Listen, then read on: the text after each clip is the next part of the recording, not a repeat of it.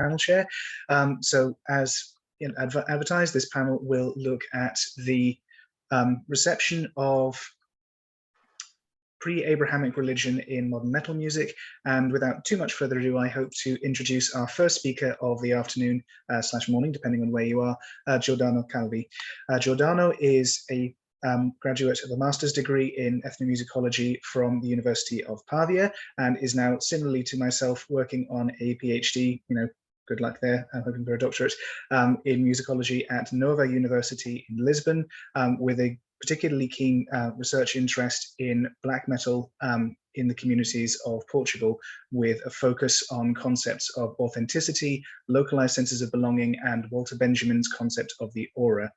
Please take it away, Giordano. Thank you very much, Rafa, for your kind introduction. And thank you both, Jeremy and Charlotte, for hosting me in this conference. I'm really glad to be in part. And hello, everyone. I hope that my English is understandable for all you. I'm just reading, sorry for that, so I will not so spontaneous, but it's the better way to make the things understandable. Thank you very much. Ralph, could you pass to the next slide, please? Muspel are a Portuguese band that since the late 1980s, with the Decade and the Fili Migrantes in Infernalium, contributed mostly to the foundation and development of the black metal scene in Lisbon, with the difference that they managed to leave the national underground and become known globally.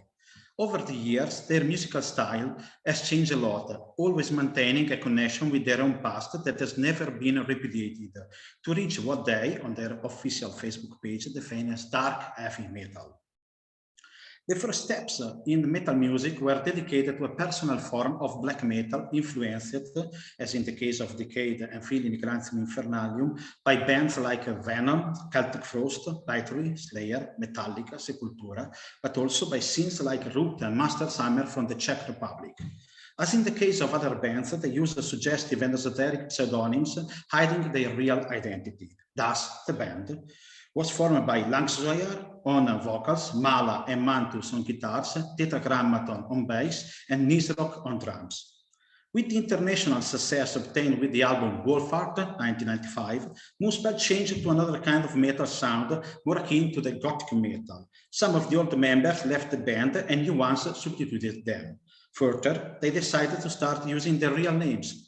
Muspel current lineup, therefore, consists of Fernando Ribeiro on vocals, Ricardo Amorim on guitar, Ares Pereira on bass, and Pedro Peixão on keyboards. In July 2020, they announced the departure of the historical drummer Mick Gaspar, replaced by Hugo Ribeiro. Next slide, please. Muspel, since the first demo, Anno Satane, 1993, had shown an interesting contamination with the musical elements with the aim to highlight their own Luso-Mediterranean legacy. In this way, like Greek black metal bands, they tried to differentiate themselves from the musical models coming from the Nordic European production, namely the Norwegian second wave of black metal. Muspel, even though the influence of Celtic Frost and Bathory was still present, with the latter being considered a fundamental and unavoidable element of the development of their sound, have deliberately sought sounds that differ from the rest of the contemporary productions. The strong personality of Fernando Ribeiro, a young student in the Faculty of Philosophy, has immediately imposed itself in the aesthetic choices of the band. The other members, not less involved in the exploration of occult themes and linked to the Lusitanian past, have favored the amalgamation of persuasive sounds, magniloquent and with a strong Mediterranean flavor. The themes of Satanism, a sort of youthful fascinations that they shared with the newly born Portuguese black metal scene, were elaborated in a theatrical way, as much in the staging of live concert as in the iconography of the covers of the first demo tape and the first EP Under the Muspel, 1994, published by the French label Adiposer Records. The attention gathered soon in the international underground through positive reviews in fanzines and specialized music magazines, also corroborated by a strong sense of personal promotion, brought Muspel to the German label Century Media. Next slide, please, Ralph. In 1995, the album Wolfheart was released, produced by Polish musician and sound engineer Waldemar Sorychka. The black metal sounds of the beginning do not disappear, but were transformed into a sophisticated mosaic of sounds that takes as much from the dark wave as well from a more melodic black metal. Fernando Ribeiro's voice embodies vampire eroticism, the feral violence of a wolfpack leader, the solemn chant of ancient rituals. Listening to Wolfheart for the umpteenth time, I realized that there is a continuity between the various songs that makes it. So, not only, a kind of concept album divided into two parts. One more gothic and the other more related to the musical and performative manifestation of their Lusitanian origins. I will focus essentially on the latter, analyzing two songs that appeared only in the re-release of the disc, same year, 1995, Trebaruna and Atigina, and concluded with a third song intimately related to the first two, Alma Mater. Next slide, please. I don't know if you can share just 1 minute of this song, if you can, Ralph. If not, I will continue to speak. I'm sorry for the inconvenience.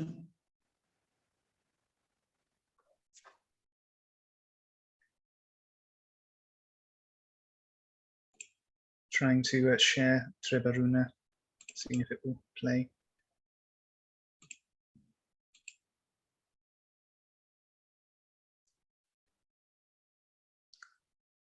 One second. If not, I just you have the songs in the playlist on Spotify. I put it there. If not, I will continue to not. Okay, sorry for this inconvenience. Trebaruna is a folk metal oriented song. It starts with the intonation formula of a synthesized bagpipe being actually played by the keyboard. Soon after the drone of E takes the ground, it starts a melody in the scale of harmonic E minor, strongly characterized by its popular flavor. The melody, supported by the drone, is accompanied by a martial rhythm on the snare drum. After the initial 3-bar riff in 12/8 repeated twice, the theme is strengthened with the entrance of distorted guitar and bass. The drums change their rhythmical pattern, adding a more usual black metal mid-tempo. The riff is repeated 4 times, then a brief bridge on the bass accompanied by clapping hands with a special Luso-Iberian taste, more akin to the Andalusian flamenco clapping, introduces the stertorian tenor voice of Fernando Ribeiro. The same melody, start on the 4th degree, A, is accompanied homophonically by the guitar. A rather interesting, if not idiosyncratic fact is that the voice does not enter on the strong beat, but on the second weak beat. The melody riff is repeated 4 times, but the asymmetry is carried forward. In fact, the initial melody, riff A, starts again on the 3rd beat. So the second time the voice enters, it is also shifted to the 4th beat, also weak. You can see that in the 4 musical example. So the second time the voice enters is also shifting to the 4th beat, until it is normalized in the final part, when the guitar and keyboard resume the opening motif on the strong pulsation. The general structure of the song is intro A, bridge B, A, bridge B, A, closing speculatively with the initial keyboard motif. The treatment of the song, although playing on a certain internal asymmetry, reflects the ABA formulas typical of the Celtiberian folk repertoire, widespread in northern Portugal and neighboring Galicia. The flamenco taste heard in the bass guitar bridge is part of the use of a sound code whose indexicality immediately brings to mind a certain stereotyped and soft taste linked to the Mediterranean landscape. I suppose, but without material proof, that could be the result of choices imposed by the German production to index easily the Luso-Iberian origins of the band. Next slide, please, Ralph. Anyway, if the song draws on a Celtiberian folk sound, the lyrics are in Portuguese and tell us something about an ancient goddess, Trebaruna. The formal structure shows some irregular rhymes and it has no regular metrics. There are 2 stanzas which irregularly alternate between decasyllable and dodecasyllable verses, interspersed with octonaries, septenaries, and septenaries plus senaries. The matrix is clearly functional with the sung verse, thus the irregularity. Nevertheless, the song, it has its own exiting pace that gives some epic pagan black metal taste. The song is essentially a celebratory hymn to his deity, claiming her protection and showing devotion. The lyrics are a sort of an invocation to someone who can protect her sons, the wolves. The Wolfpack not only remained the title of the disc, Wolfheart, but also was taken as a symbolic name to designate the Muspel's fandom. So Trebaruna, it is the protector of both the musician and the fans in a symbolic way. Her pagan nature is something that highlights an underlying theme that recurs in many black metal songs of the late 1980s, especially those of Bathory, and in the early 1990s, permeating also the Scandinavian black metal as well. The celebration of Trebaruna is just another example of Muspel's search for a different kind of authenticity in the black metal milieu of the time. Next slide, please. At the end of the 19th century, two votive altars of Roman origin were found near Fundão in the Beira Baixa, an internal region of Portugal. One bore the name of a supposedly indigenous deity, Trebaruna, the other of a Roman deity, Victoria. The discovery was followed with great enthusiasm by the ethnologist, philologist, and archaeologist José Leite de Vasconcelos, who wrote a note to Trebaruna. Next slide, please. The Poetica text, apart from its literary value tinged with a certain romanticism, reveals a subtext of Herderian nationalism. The recognition of a mythical past, next slide please, Rafa. Thank you. The recognition of a mythical past, the exaltation of the Lusitanian leader Viriato, who defeated the Romans several times before being treacherously killed by his comrades in arms who had sold out to the enemy, and the celebratory ode to a pagan deity imply meanings that call to mind the notion of folk as understood by Herder. This romantic nationalist undercurrent, quite deliberately, is rediscovered by Muspel, not only in the song Trebaruna, where the analogy with the 19th century text seems to be almost taken for granted, but is also found in the second song, Ategina. You can slide to the other. Thank you. The sound of the song does not differ much from that of Trebaruna. The opening theme is played by the keyboard, which is set to the synthesized sound of a flauta de bisa, a recorder, wood recorder, a common musical instrument in Portuguese traditional music, combined with the sound of a positive organ in the accompaniment. The melody is in E Phrygian. The repetition of the same theme is then supported once again by a martial rhythm on the snare drum. Next comes the electric guitar, which accompanies the melody by marking the chords with simple power chords. The same melody accompanies the sung verse. A second melody in harmonic E minor introduces the refrain, first played and then sung twice. The same structure is repeated and then gives way to an instrumental bridge open to the sounds of an acoustic guitar, ending with the reprisal of the first themes and closing on the refrain. The form is therefore a canonical A, B, A, B, C, A, B. Next slide, please.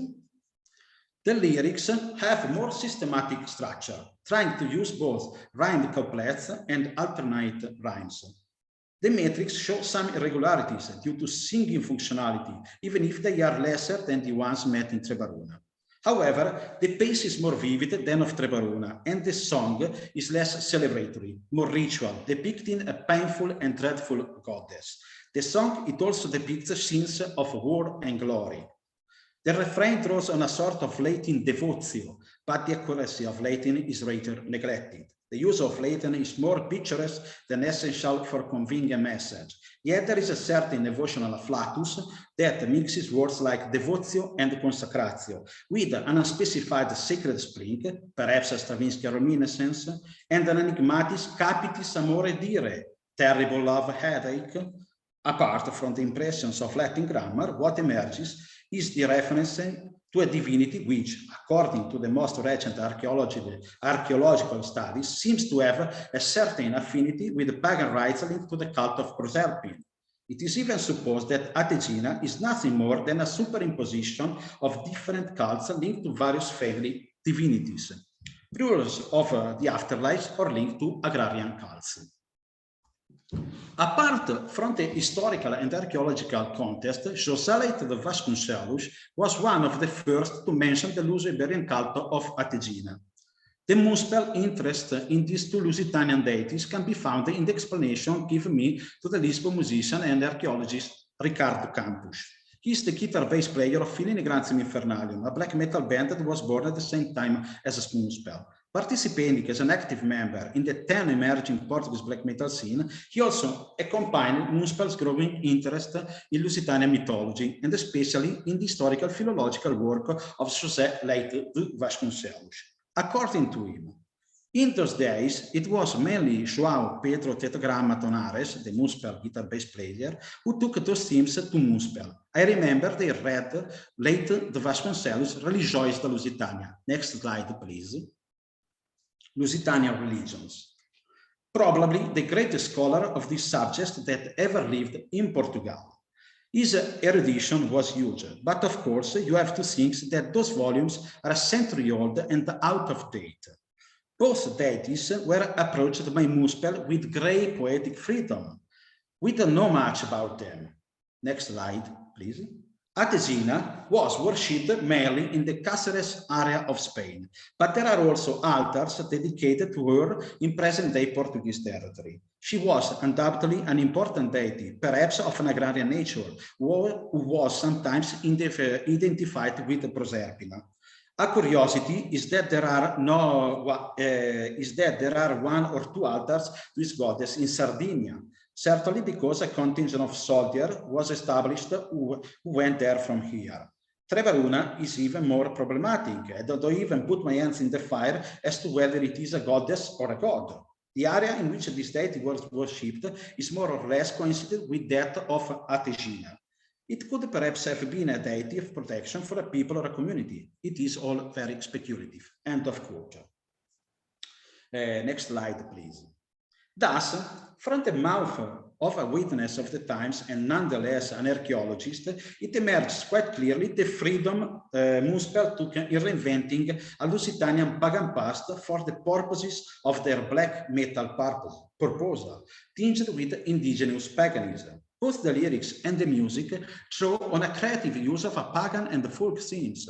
The lyrics depict a symbolic past where there were no Christian gods, but rather pagan goddesses, Ategina and Trebaruna.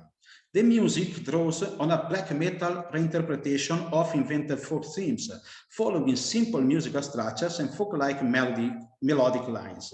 The synthesized timbre of popular instruments typical of Celtiberian music, the use of martial rhythms reminiscent of the percussion groups of the folk festival of northern Portugal and Galicia, and the use of singing in Portuguese are further elements that point towards a programmatic choice of sound and textual indices that tend to appeal to a local and at the same time ancient imagery.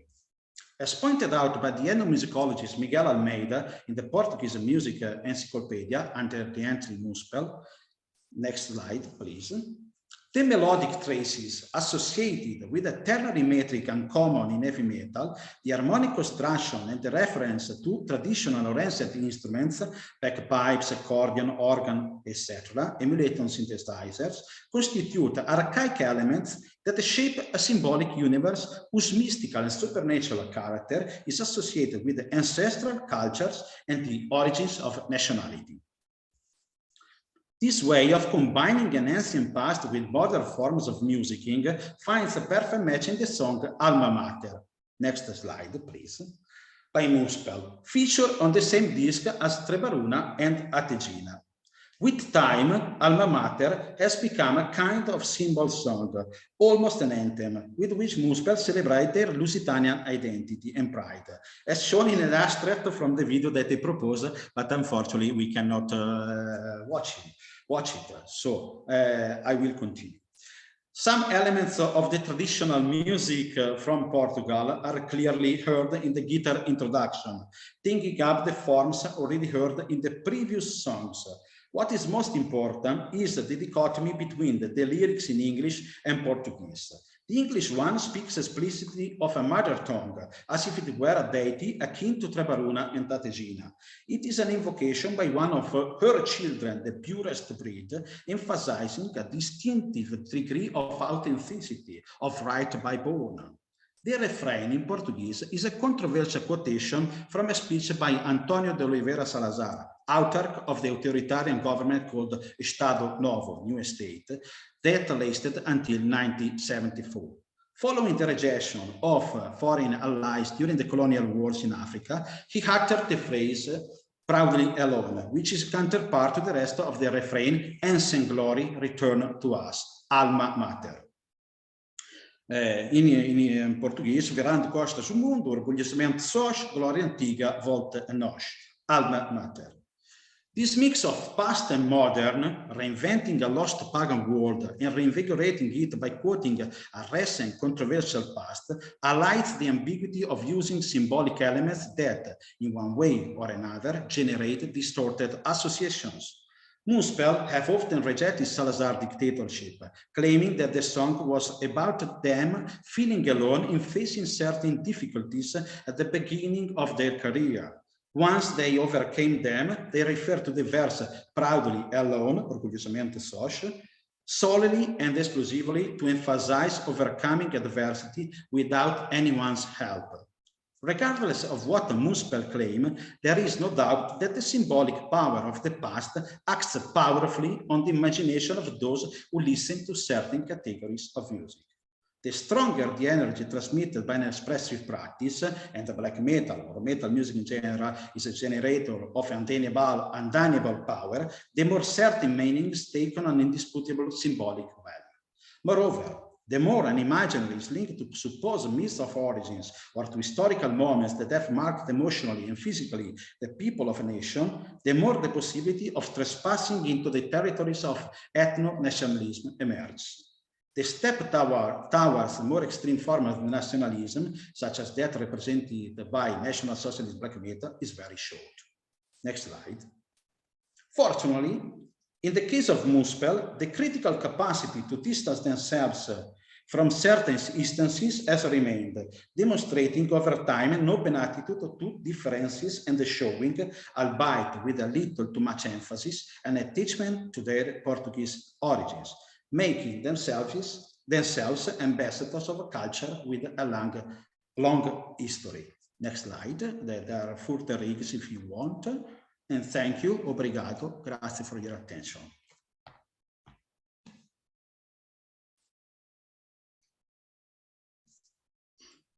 Well, thank you immensely, Giordano, for a fascinating initial paper for this thing, which covers a huge area of topics, including, as many have noted, a great deal of musicological analysis of the kind that we have rarely seen so far in the conference.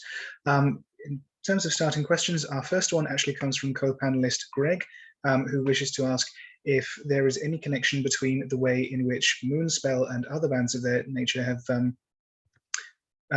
adapted Lusitanian pagan traditions with modern neo-pagan practitioners in Portuguese or Lusophone communities. So I did not understand well if there is a connection between modern. Can you repeat? Sorry. Sorry, my phrasing wasn't the clearest. Gregor is asking if there is a connection between the way in which ancient Lusitanian paganism is received and used by Moonspell and other bands lyrically, and between the way that ancient Lusitanian mythology and paganism is adapted and received by modern practitioners of neo-paganism in Portugal or other Lusophone communities. Okay. I can say, thank you, Greg, for your awesome question. So, Moonspell, they were quite a reference in Portugal, exploring this Lusitanian past, ancient past.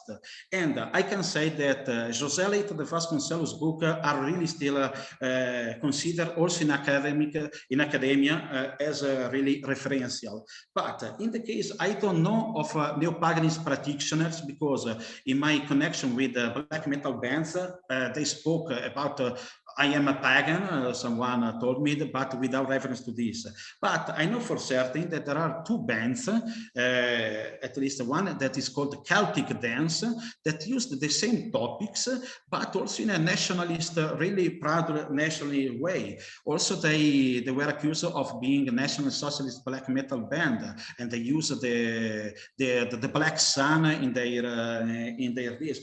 And also there is another band that is Crypta Occulta, Occult Crypt. They use the Viriato leader of Lusitanians against the Romans as a symbolic, as a symbol of their nation. But I don't see, because this was really the early career of Municipal that they abandoned, maintained only Alma Mater. Trebarune and Dattegina is quite interesting because Fernando Ribeiro, in the book that I put in the Furter Rigis, Wolves That Were Men, he said that they just used there were one of them, the guitarist Mantus, that was really more into the folk black metal, but Fernando, Pedro, the keyboard players, so they really rejected that kind of music because they want not to be recognized as a folk metal band.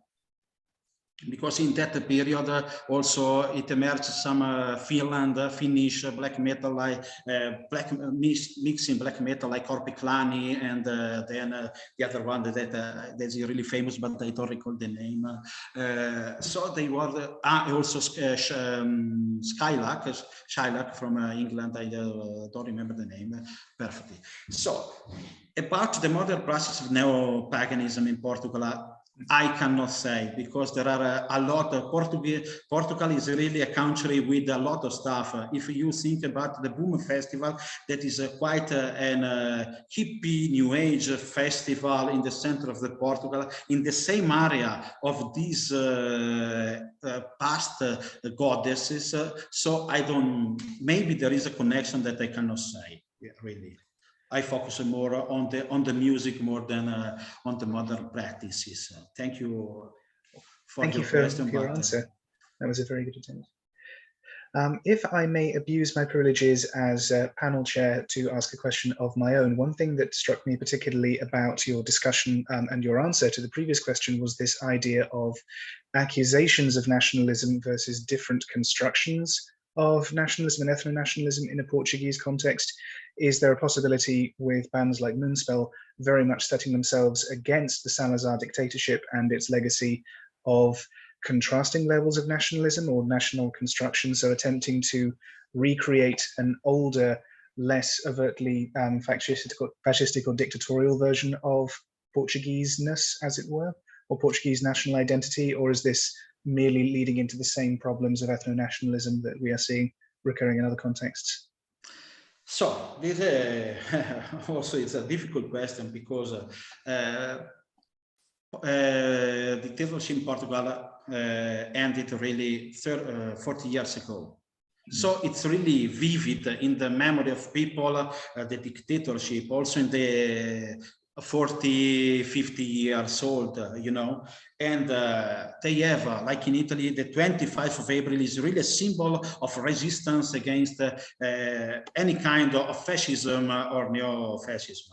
But in the recent year, just in the last elections, the far-right party, Chega, that is, it means enough, it gains 11 places in the government, because there is this rediscover of Salazarian themes against, after also the pandemic crisis and a lot of monetary crisis in Portugal. And so,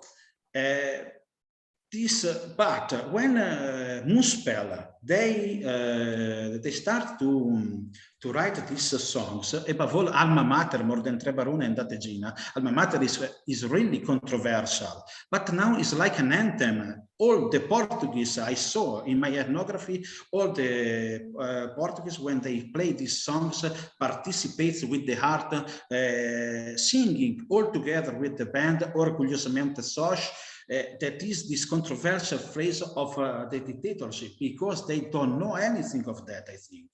Or maybe because the connection to the Portugal as marginalized country, that there is this narrative in Portugal, so they we have to think about that they discover when the Portuguese was a great potence that conquer Brazil, and not only Angola, Mozambique, and they were colonial forces. So when they disappear, when all of these disappear, they also still have this nostalgia, saudade, you know.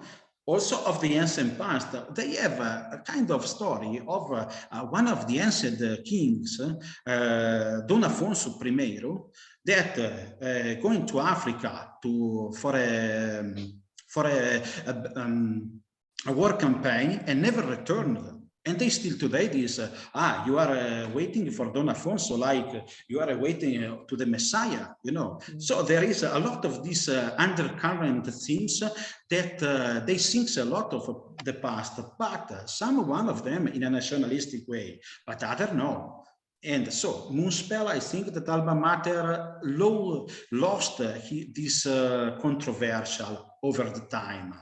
But as I'm an academic, I have to highlight that, because still remains in the lyrics, and it's really a pity that we have not seen the video, because the video, when Fernando Ribeiro show up on the stage, he has in his hand the Portuguese flag. And all the people are really, there is this more proud for being a Portuguese than in a nationalistic way, you know, I think. But it's quite, I'm still digging in that, because I don't know so much, I don't know so well Portuguese people. I lived there 5 years, and it's difficult to put away the rust, you know, and discovering really their sentiment. Brilliant. Thank you very much, Giordano.